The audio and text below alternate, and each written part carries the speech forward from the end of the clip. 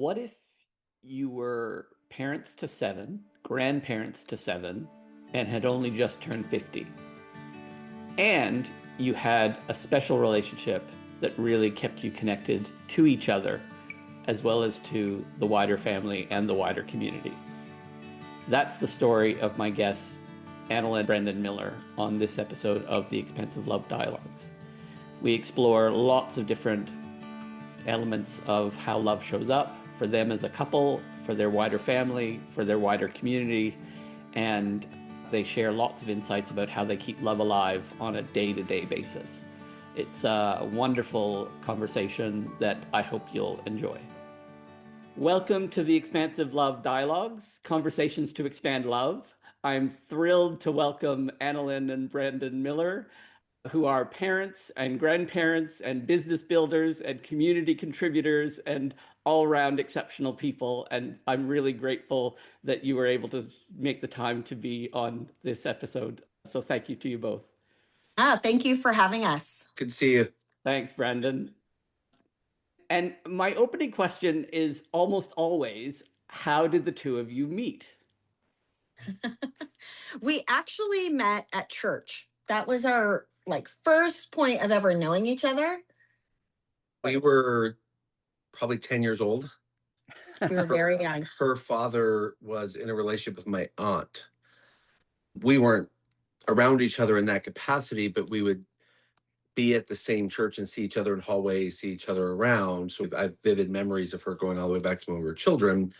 And then we more formally met in our teenage years, where her dad far past the relationship with my aunt, so we're not cousins, thankfully.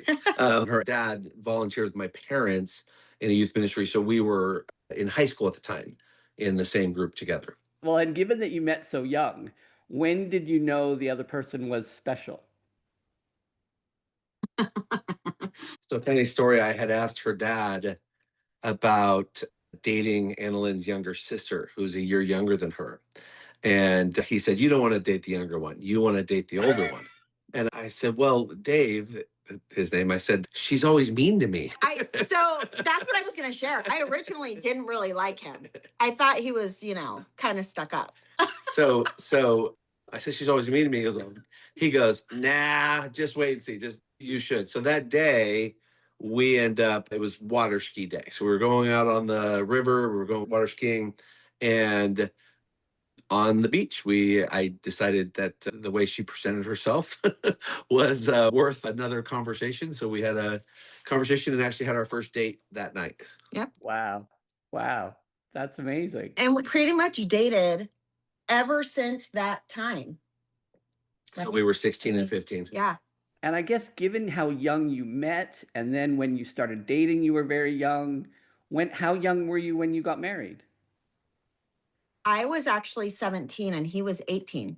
Wow, that's extraordinary. And so what do you credit how you've stuck together and how you are as a couple now, many decades later? So I can't answer that question without saying God, because it's miraculous. When you think about the statistics around teenage pregnancies, which is what we were. Yeah. We found out we were pregnant at 16 and 17. And so to find out that early, to decide to get married 9 months later, actually 8 months later, and then to grow up together. I mean, we were kids becoming adults. And so we can weave through our story all the times where it was very clear there was divine intervention, very clear we should have parted ways. It was just not going well. And yet it just kept coming back to this place of our values and our support and just seeing faithfulness from God to keep us steady all through that journey. And so I take no credit, and I don't know that she does, though she could take more. I take probably a little bit more credit. However, I would have to say, you mentioned the support. I think that was a huge factor for the two of us, even going through our 20s. We were going to school, starting our careers, like he mentioned, growing up together, essentially. And it's kind of a double-edged sword because it's, I think, a blessing to grow up together because we know each other so well. We've been through struggles together. We've been through so many hardships together. And as you go through each one, it's like building blocks of trust and resilience. I think that now that we even facing things later on in marriage, we can look back at our history and go, we've gotten through a lot of tough things. We can get through this. And so it's actually been beneficial for us now, 32 years later, almost 33, that we approach things with that mentality of we know what we've done and what we've accomplished and what hurdles we've overcome. And so we face things head on, knowing that together we can do it. And I'm going to say the second piece to build off of her is that there are different definitions of the word love depending on which language you're looking at and which context. I think for us, the word filio or friendship love, Philadelphia, the city of brotherly love. I think in our love relationship, if we didn't have filio, if we were not friends, if we didn't enjoy being together, we like to play together, travel together, laugh, be naughty, like we like to just be there. I think that is one of the biggest blessings we've had in our marriage is we're each other's best friends. And we enjoy retreating to each other. We enjoy first phone call goes to her when there's good news or likewise. And so I feel like that has been a massive contributor to all of the other aspects of love that you need in marriage to have success. And that's been for us so important. And that reminds me of there's research out of Harvard, longitudinal research out of Harvard that proved that the most significant factor to a long-term relationship, intimate relationship, is best friendship. If you aren't best friends, you are unlikely to last. And we would agree. And that's exactly what you guys are describing. I could not agree with that more because eros, the physical love, the romantic, that has seasons that can ebb and flow. You can be really, really, into each other, and then seasons we're just both so busy and tired. Right. Like that flows, and it's wonderful. And romance is great, and it's sticky, it's glue. But if we don't fall back to friendship, because our philosophy is that, the commitment of love, the I choose you no matter what, till death do us part love. Well, that's, the forever always, till death do us part. In that space, it helps if you like the person. Yeah. It helps if you're like, I like being with you. That's the part of it too, where you choose to be friends with him, or I choose to be friends with you. It's very much a choice, which, like you mentioned, is different than the death do us part, like committed. I'm committed, but deciding that you're my friend, it takes work. It takes choice. Like you mentioned, who's our first phone call when something great happens? It's usually, or when something bad happens, when you're distraught and you're like, oh, this couldn't get any more worse. I got to call Brandon, And so, I think choosing each other, and that has grown over time.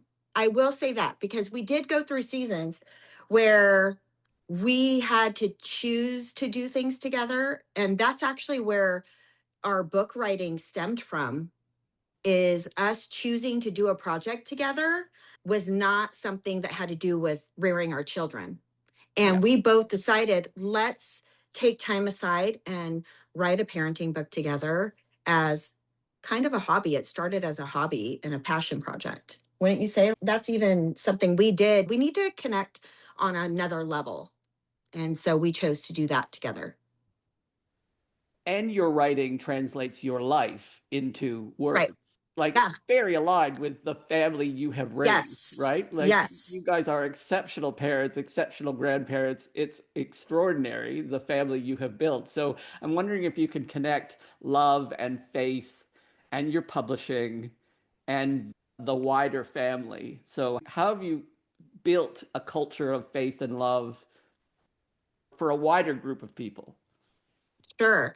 I think for us, one part of it is consistency. However, with our children, we do consistently gather them. It started as they were young. And so now that they've grown up into young adults and now married, it's become something that they all value as well.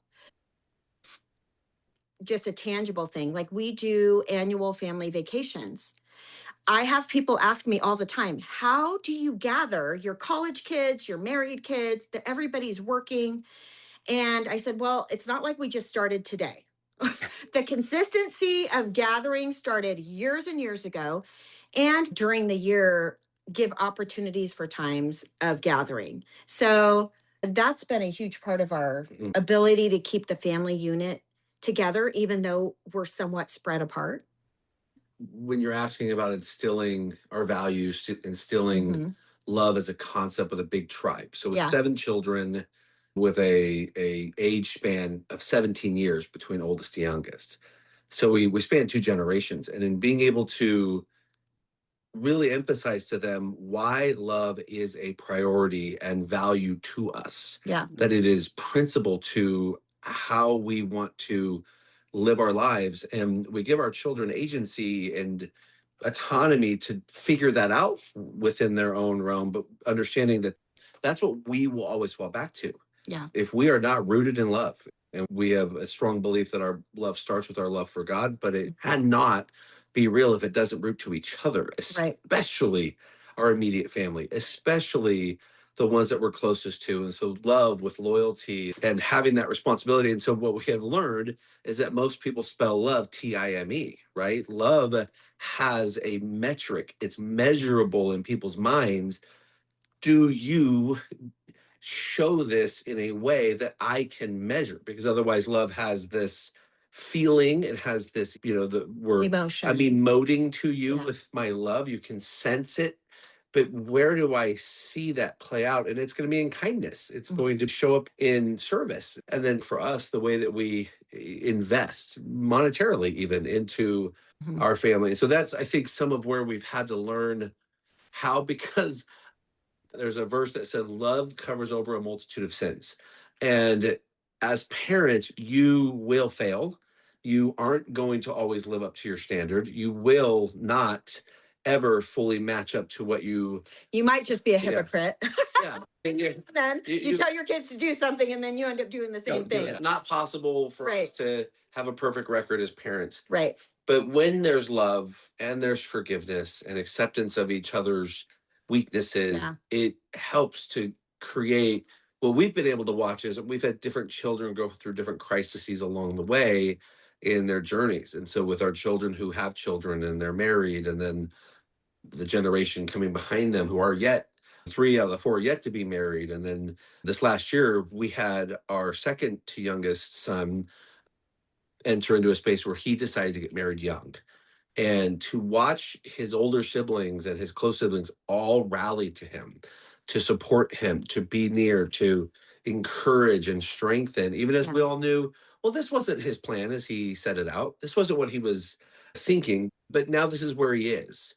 And this is where we all are. And watching that was one of those times where I can step back and go, some things are hard to measure, but when you watch it play out in actual time, energy, investment, that's where you know it's stuck. It's sticking where you want it to stick. Yeah, that's amazing.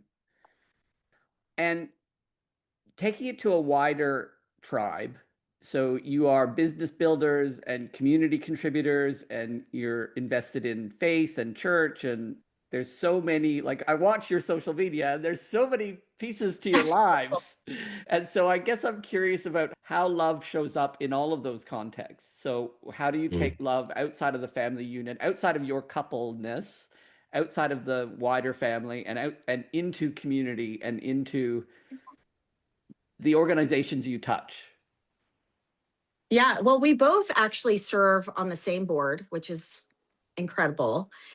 Especially with our skills of organizing and leading, we definitely believe that, if you have a gift, that it's meant to be shared. And so we together participate very regularly in giving to children that are underprivileged, whether it be in Uganda or in the local area that we reside currently.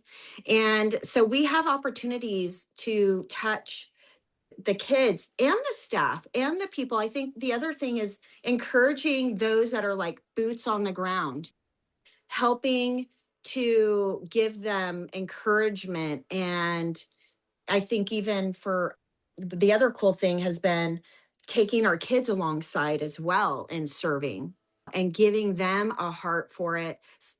Again, it's one of those things that because we value it, we do oftentimes include our kids. We ask them to participate. We've done so many things, whether it be feeding the homeless together as family, where we'll literally just go shopping, gather things together, and just as a family unit, go touch the homeless. Like you don't need to be part of an organization to do it. And then when we are participating with the nonprofit, we do gather them to participate with us, which is amazing. Do you want to add to that? Yeah, I think the emphasis on, so each one of us have talents that we've been granted. This is a big part of our work, Chris, in terms of helping people realize their God-given strengths and how they apply those and the impact we get to have on workplaces. And then taking that, and what I'm very fond of doing is investing into emerging leaders. And I love to do that with kids that are moving beyond their high school years or college or career. And so we have found very practically opening our home to young people. Yeah, we're doing that right now. That want a place to come and inform community, to have a safe place to learn, to ask questions, to explore parts of their personality and preferences. And so that has been a very practical way for us, Chris, is literally every Monday having 30, 40, up to 50 young adults in our 20 somethings that we're feeding. Wow.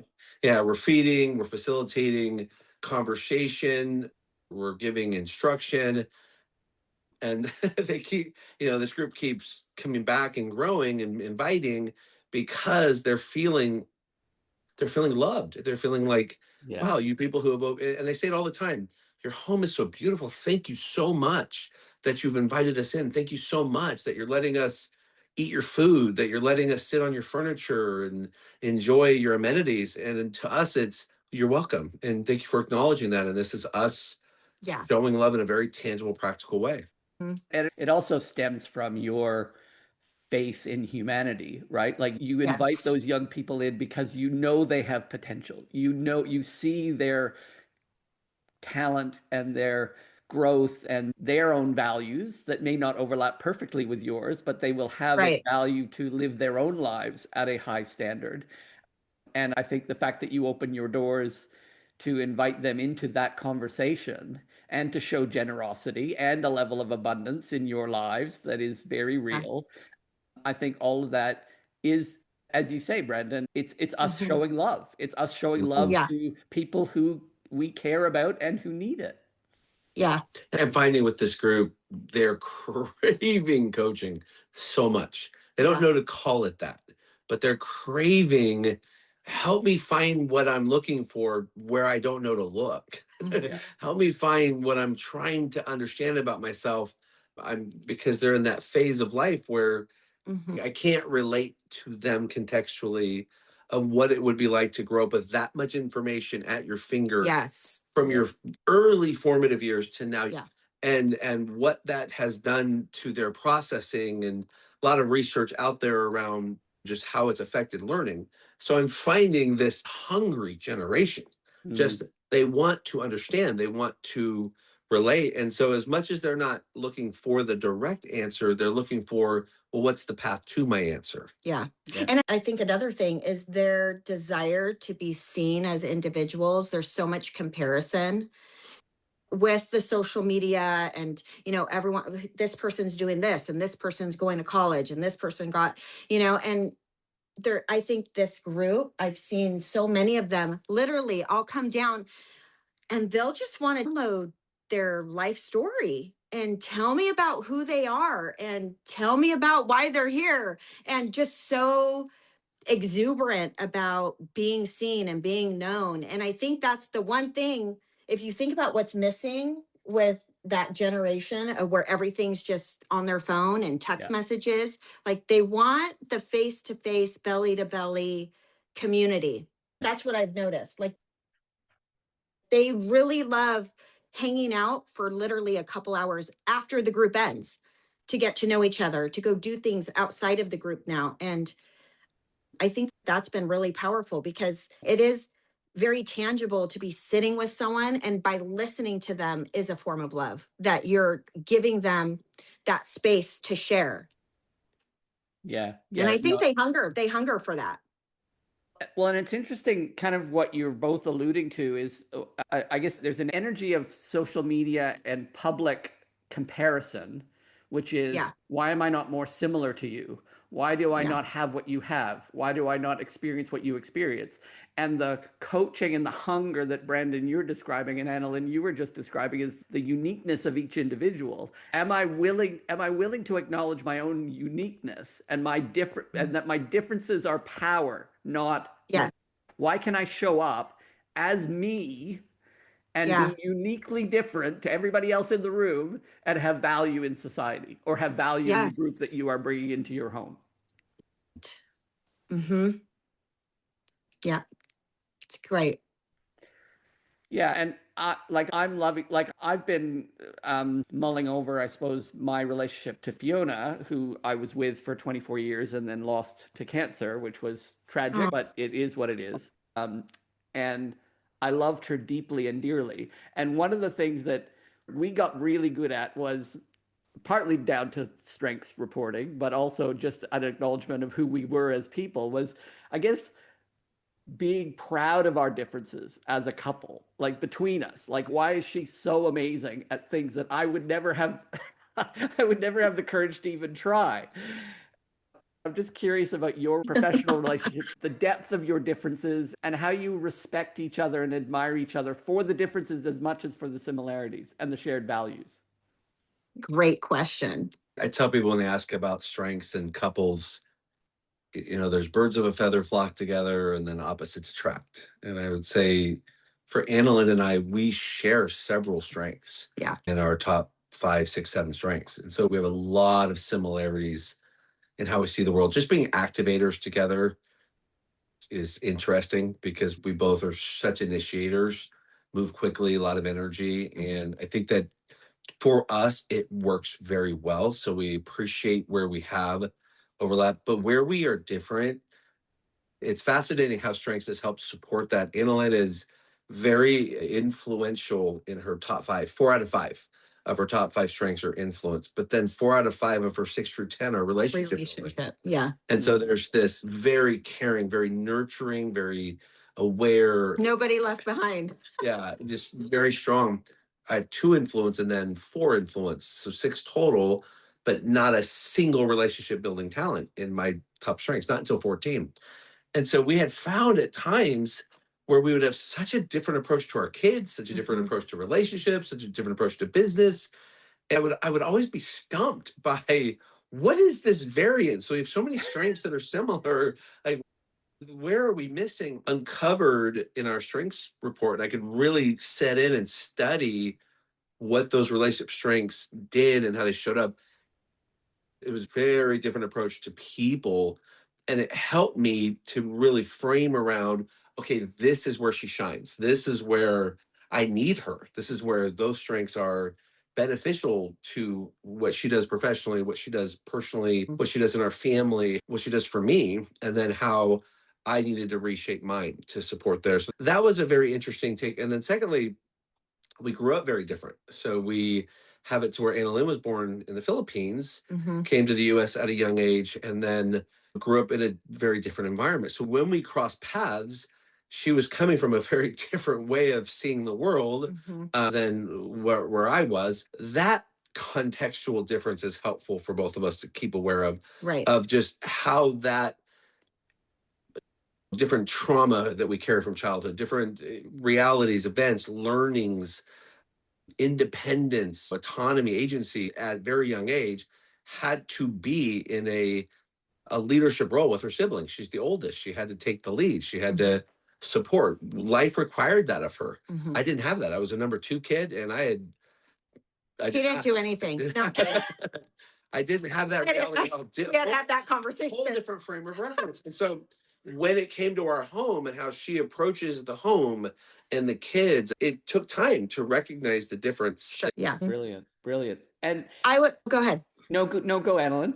I was just going to say that we also, going back to our kids, we realized that our parenting styles were very different. And we used to butt heads a lot. With 7 of them, we had lots of training. We'll just say that. Maybe even up to this present day. We're still going strong. And we're having to stay engaged. So one of the things we realized is Brandon was very good. He's obviously, you can tell, like he is very good at explaining and really digging in deep with the kids when it came to certain things. Also, he was very good at sticking to certain disciplines and being committed to seeing things through. And where I had more difficulty doing some of those things, but he realized like I was very gifted in gathering the family, wanting to come and creating an atmosphere of love and acceptance and joy. And at some point in our marriage, we just decided, we're like, okay, when it comes to having to deal with discipline and making sure it gets followed through with, you're handling that. You handle that. And we really just we started separating some of our parental duties. And it made a huge difference because then we just said, you know what, you're really great at that. I don't have to be great at it. Yes, if you're gone, I'll handle it and I can handle it. But for the most part, he took that role on. And I think once you did that, like, how many of our arguments just like dissipated? Yeah. They dissipated. At Yeah. stage for grandparent life. Right. So now as grandparents, we're very aligned. Mm-hmm. Very aligned in how much we want to invest in our grandchildren, the time we want to spend, the ways we want to be involved in their lives, Right. be at their events, be a part. And so it really helped shape what we both could align on in this next phase, which by the way, we love a lot. We love it. It's like one of Amazing. one of the funnest things. Like we find so much joy and satisfaction in being grandparents. Mm-hmm. And so we have such deep alignment on, okay, this is how we want to influence, impact, have fun with, engage with our grandbabies. That's absolutely extraordinary. I guess what I pick up from both of you is a level of energy for each other, energy for the wider family, energy for the contributions you're making to various organizations. It's an exceptional level of sustainable energy. So how do you help each other sustain that? How do you keep it high? I know it's not high all the time, but you have so much going on. I'm just wondering how you connect with each other to support the level of energy you're contributing. Okay, so that's probably a couple different answers. I think so. We're very big planners. I think it's important, especially in any family, that you're actually penciling time into your schedules. So if you were to look on our calendars, we have time set aside for our grandkids coming every month and staying with us. We've already slotted it in our calendars. We have date nights on our calendars every week. We purposefully make it a priority. We try to do quarterly getaways. And we Great. do at least one big annual trip, just him and I. I tell people it doesn't happen on accident. And I think sometimes people, they've looked at our life and they go, oh my gosh, like, how do you guys gather so much? And you go on vacations. And I go, well, we calendar it. Like literally in the beginning of the year, we go, okay, these are our priorities. Now let's make our calendar reflect our priorities. And these most recent, like learning rhythms to rest. Yeah. And being committed together. Yeah. I turned 50 this last year and I decided that, okay, at this stage of my life, if I'm not wise, I will burn out. Yeah. Being a high achiever, high activator, I can very much get over my skis in a hurry if I'm not careful. And so I had to institute a full unplug day, which is really hard. You just started that this year. Yeah. Like, this is very And new. so it's an example of, I realized I kept getting around it and she would see the aggregate of what would happen when I'd start to get close to burnout and how it would affect us because the energy would just start to sap. So then it was I'd be on game time, but then it's so depleted, it was taking from us and from others. And so just, I think adapting and adjusting to each other's energy needs as we're getting older. So things like taking good care of ourselves, finding time for fitness, finding time for eating better. So these are all things that are, we're both 50 now. So as we're both at this stage of our lives, now we're adjusting to that need of what you just said. Too much energy output with not inputs, you're going to topple. Yeah. And we're much more sensitive to that at this stage. He's more sensitive than me, but Excellent. Excellent. No, you're very committed to the trips. I'm very committed. And just turning towards my few and final questions, how would you describe your partnership, if you could, in one word or a few words? So I would say selfless is a word that I think of, and friendship, selfless friendship. Passionate, and I would have to add loving. Nice. Nice. That's great. We're high energy people, but I think it comes from passion. Yeah. Not just interest. Like we both have big vision, things we want to accomplish in the world. But I think given the topic today and why I was eager to and honored to be here with you was how much love is so rooted in who we are. And I was so excited to have the two of you as guests because I have a professional relationship with Brandon, but I also see a little bit of you through him, right? In the way he speaks about you publicly. For me to have a chance to explore lots of what we've explored. Like I knew you had a big family and I knew you were involved in multiple causes as well as running businesses. And so to see some truth behind all of that is really valuable. It's really powerful. And hopefully our listeners will resonate with a lot of what you've said. Before I ask my last three questions, do you have any questions for me? No, I think you did great. This is good. Yeah. So my last three questions start with, what's your favorite love story? And it could be fiction, it could be real life, it could be your own life, but what's your favorite love story? Ooh. What are you going to say? Well, a movie comes to mind for me. Okay. Do it. Yeah, sure. The Notebook. Oh, nice. The reason is they're young and they grew up together and it shows their whole life. And the wife, I think she gets Alzheimer's, but he sits by her side like the whole time, just loving her really the same way. And then they end up pretty much passing away together. And for me, I just think of the span of how much time we've been together. Oh, I'm going to cry. I want to die holding his hand. But I do feel like there's so much love between us that I think we would do that for each other. I just think future that whatever happens, whether one of us becomes more sick or something, that we would be there for each other. And I just know that there's like this piece of knowing that. Mm-hmm. Yeah. Beauty and the Beast. Oh, nice. Great. Okay. I think Analyn has had to endure a lot of phases of my growth. So boys take a little longer to get their full executive function than girls. Starting at 16, 15, and then married at 18.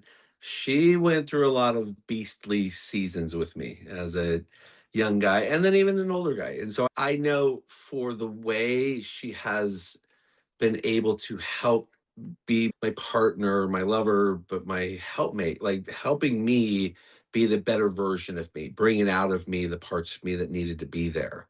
And so that's when I think of like a great tale, as old as time, what it meant for me to have that relationship, because I can be rough around the edges in terms of my approach. Football player, football coach, that strength comes out of me. Professionally, really work hard to keep the decorum. But at my core, I'm pretty strong-willed and I'm pretty outspoken. And so that has been a beautiful part of our relationship. And we touched on it a little bit earlier in the conversation, but how do you both define love? What is your personal definition of love? I've officiated a lot of weddings. And I always talk about agape, and I always talk about the love of choice.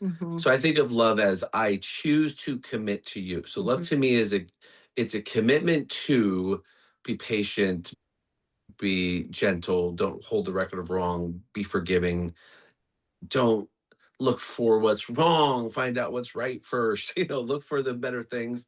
So I always hold to that as a core of mine, followed right there by philia, though, because I feel like without liking each other, it's very hard to hold to that agape, but that has always been my root word for it.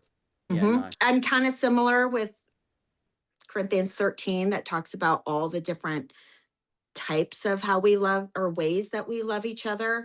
And I think if I were to define it to someone, I would say, yes, it's a choice, but I think it's also an active, everyday movement towards that person. Like every day, I'm actively choosing to love you, to show you love, to speak words of encouragement and love to you. And I think sometimes, people wonder, gosh, we grew apart. You hear that phrase between couples, we grew apart. And I think a big part of that is one or both stopped actively seeking out how they can love their partner, right? Because oftentimes we think they're not loving me or I'm not getting what I want. But a lot of times people don't stop and consider, like, what can I do? And there have absolutely been time in our marriages where maybe it was a little lopsided, where I felt like, man, I'm really putting in a lot of effort here. And yes, it's good to express it. But I think there are those times where maybe one party's more depleted or they're going through something. So my active love every day, showing him, encouraging him, those deposits are going to build up to eventually, like, cha-ching, something happened. And whether it's like, oh, that person's going to open up, the conversations start to flow, maybe something gets resolved, or maybe it's just an acknowledgement of like, I'm really sorry. I haven't been, holding up to my end of what our marriage is. So for me, it's very active, I think, in the description of how we show it, how we choose it, and how we do it even when it's not being felt or done towards us. And I think that's really key.